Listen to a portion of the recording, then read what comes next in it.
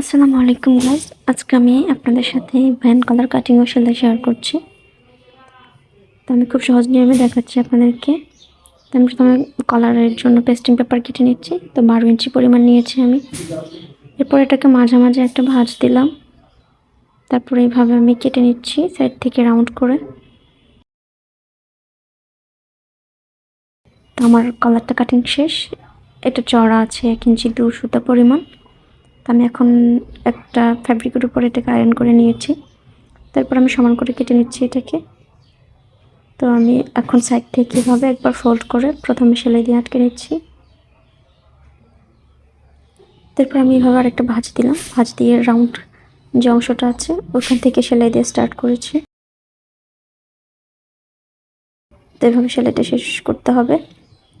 তো এখন আমি সাইড থেকে এক্সট্রা কাপড় কেটে নিচ্ছি। তো এভাবে ছোটো ছোটো কাট বসিয়ে নিতে হবে রাউন্ড সাইডে। তারপর আমি এটাকে উল্টে নিচ্ছি।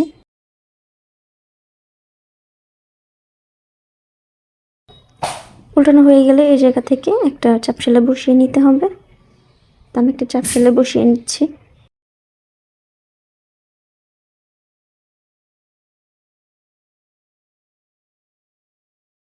তো এখন আমার এ পর্যন্ত কমপ্লিট। এখন আমি এটাকে একবার ভাঁজ করবো মাঝখান থেকে।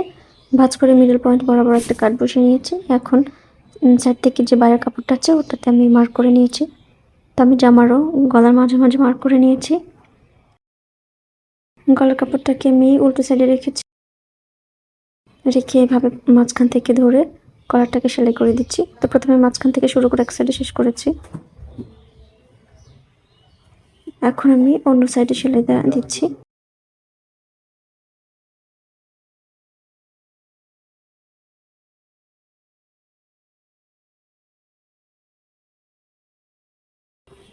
তারপর আমি কলারটাকে সোজা সাইডে নিয়ে আসবো। নিয়ে এসে এখান থেকে ধরে সেলাইটা বসিয়ে নিচ্ছি।